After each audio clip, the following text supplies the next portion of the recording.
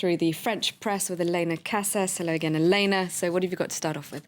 Well, let's start in Syria, as you have been doing in the bulletins. Now, when I come back at 9:10 with the international papers, I'll start with tributes to Marie Colvin, who obviously died on Tuesday in Syria. But let's start with Libération's special reporter who was in Syria with her and was with her in the press camp in Homs just shortly before her death, who is writing in here of the journalists who were lost and also of how the Syrians living in Homs are living through this horrendous a siege, effectively, that they're under. He talks inside about walking with women from the village for 14 kilometres and crawling through mud and freezing rain just to try and get basic food supplies to their families in the town, because Homs has really been closed off in terms of food supplies. There's no electricity, so people are dying of cold, he says. And in that editorial, the paper says that while it might seem silly that we're focusing so much on the deaths of 2 Western journalists, when, of course, thousands of Syrians have died, it's important to notice that Bashar al-Assad's army is deliberately concentrating, it seems to be, on Western journalists. It was deliberately firing on the press camp in Homs, according to their correspondent there.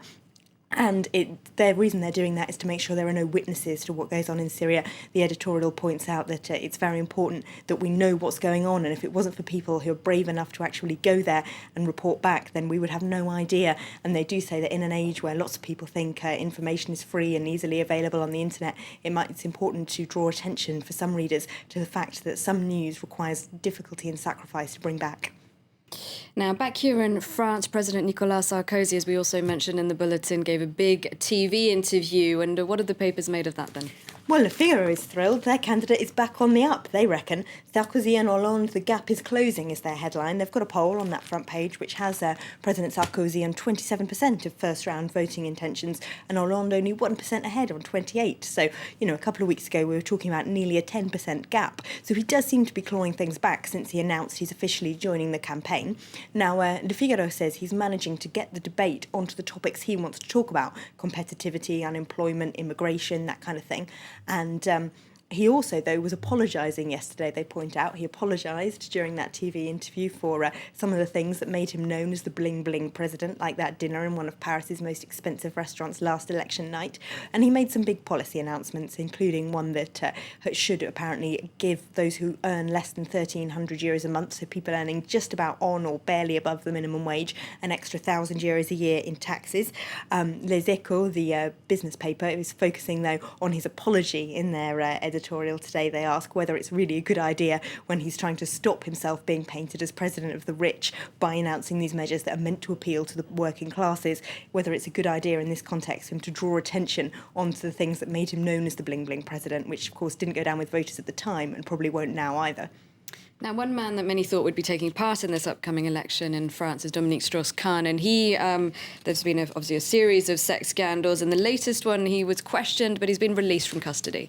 Yes, but as Le Parisien's front page puts it, after the custody, the judge, that's because they reckon he's now going to be charged and will find himself facing a judge on the charges that he was part of this prostitution ring based around the Hotel Carlton in Lille. He has, of course, admitted taking part in orgies with women involved in that ring, but his line that he gave to police is that he didn't know they were prostitutes and that he had no idea how those rings were organised. So there's also corruption charges that he could be facing to do with whether or not public money was spent on those prostitutes. He says he had no idea how they were financed and so, can't be accused of that. But they reckon he might soon be charged. They do also point out in Libération that the US justice system hasn't finished with him either. Remember, his accuser there, Nafissatou Diallo, has started a civil case against him, which the first hearing, Libération reports, will be on the 15th of March. And of course, he could still be found guilty there because the burden of proof is lower than it would be in a criminal case. So the jury there just has to decide that it's more likely than not that he did assault her. Now, moving on to L'Humanité, it's got a special report on France's youth. Yes, young people and their thirst for living is the headline, but inside they've got some pretty depressing personal statements from a number of young people who are finding it very hard to find work. The graduate with a master's who's still working in a grocery shop, the law graduate who's only working in a McDonald's. So, of course, young people finding it very difficult to get work. And they're not the only ones in France feeling pessimistic. According to La Croix's front page, they've got a poll according to which 79% of French people think that the country is in the middle of a crisis. But they do, to balance this, interview a couple of foreign expats expats living in France, a Greek and an American, an English person inside the paper, who say that actually French people still benefit from a lot of labour rights they wouldn't have in their home countries and from a decent standard of living. So maybe the French are exaggerating what crisis they're in. Maybe they are. All right. Thank you very much, Elena, for running us through the French papers. You're watching live from Paris. A reminder of our top stories.